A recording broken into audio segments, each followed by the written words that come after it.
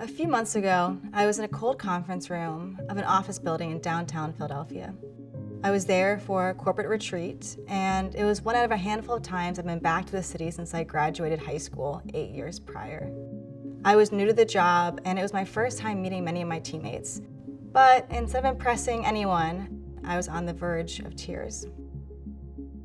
Outside the huge floor-to-ceiling glass windows, I saw the blue bones of the Benjamin Franklin Bridge, and I couldn't stop staring at it. I suddenly had this desperate desire for a hug from my sister. I wanted one of her bear hugs. I wanted to be wrapped in one of her oversized sweatshirts that always smelled like cigarettes and whatever cheap perfume she put on to try and mask the smell of cigarettes. I wanted my sister to sit beside me and tell me that everything was going to be okay. But she couldn't do that, because 9 years earlier, she had taken her life on the Benjamin Franklin Bridge, the very same bridge that was staring me down now.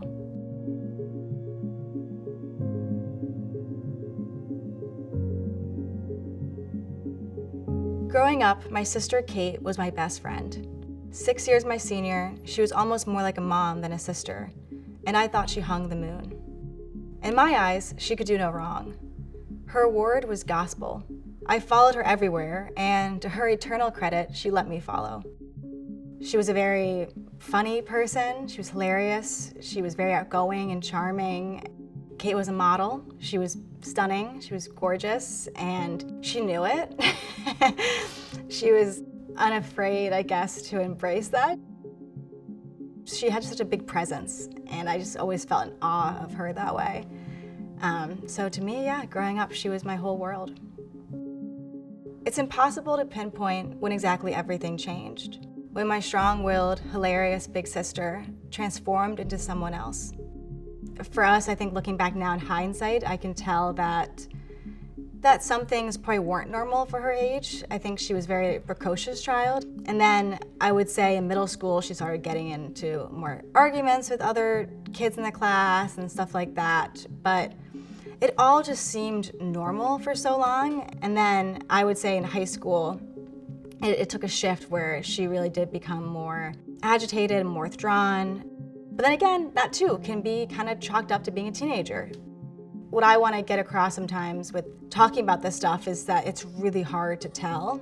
And I think parents can kind of be hard on themselves for not seeing signs earlier, but so much of it seems so normal at the time. And by the time it doesn't seem normal, it feels like it's uncontrollable.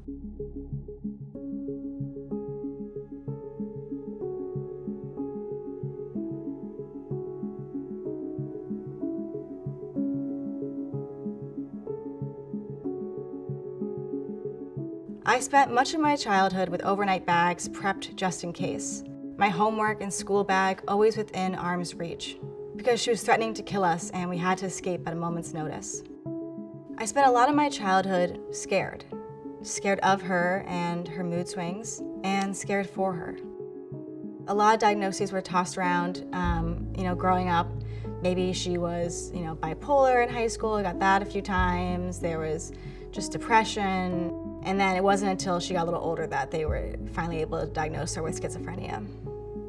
I visited her in group homes and hospitals and rehabs. We held on to hope that some treatment would work. A doctor would figure it out. A new concoction of medication would be the right one this time.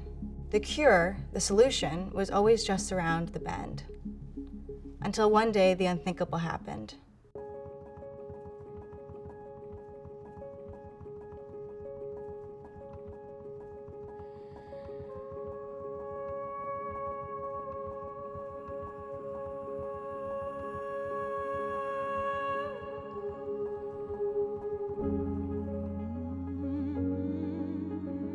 For many years, I blamed myself for her death. I shouldn't have been so selfish, should have fought with her less, been more understanding of her pain. Growing up in the turmoil, I'd always struggled with anxiety and depression on my own. But after she was gone, it felt insurmountable. I thought I might drown in it.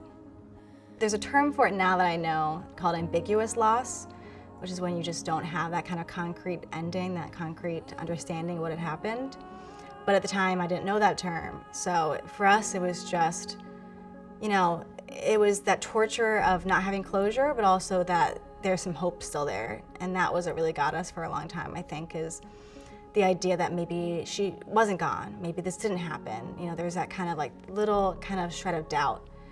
And it can be surprising how much that persists when you don't want it to be true.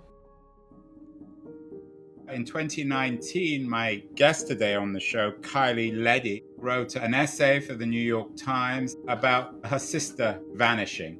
Kyleigh has since then turned it into a new book, which is just out, The Perfect Other. In the years since I lost my sister, I embarked on a mission to make her life and her death matter. I wrote a book about her, gave speeches, and went on countless media outlets advocating for improved mental health care. I thought I had come so far. I never thought I'd be crying at work 9 years later. But there was the Benjamin Franklin Bridge in the distance, and on the walk to the office that morning, I passed our old elementary school. Suddenly, the tragedy wasn't just a story I told, it was real and it was present again. Kate was everywhere. Although that experience is somewhat unique, trauma can feel like this as well, inescapable, looming over our cities, our worlds. No matter how far we think we've run, we find ourselves continually surprised to find its ugly head still peeking out in the distant horizon. Mental health and grief are not linear. There are good days and there are really bad days. And there are so many beautiful, mundane days in between. What I'm trying to tell myself now is that it's okay for some triggers to remain triggers. Not all of our trauma has to be smoothed out or conquered like some sort of mythical mountain we're climbing. It is okay to let some things just suck. Like grief sucks, and brain-based illnesses, they also really suck. And I don't know if I necessarily have to get over any of that. By sharing my family's story, I feel like I have released something.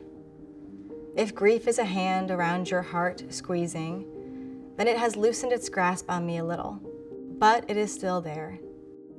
I don't want to erase the pain because I don't want to erase my sister. I want to grow with her, around her, the way we were supposed to all along. And I don't want to make it a habit of breaking down into tears at work. Frankly, I'd be okay if that never happened again. But sometimes the real stuff gets you when you least expect it. And I refuse to be ashamed of my emotions either. Despite everything, Kate is still my North Star, the landmark around which the rest of my life circles. I think she'd be proud of the entire city I've built around that pain. Because that's the other part about landmarks. They stand as a reminder of where we are, where we've come from, what has happened to us, but also, more importantly, how far we've come and how much more there is left to travel. I used to think that vulnerability made me weak, but now I realize that it's the bravest thing a person can do, and it's the best way to honor my sister's life. That's my new definition of strong.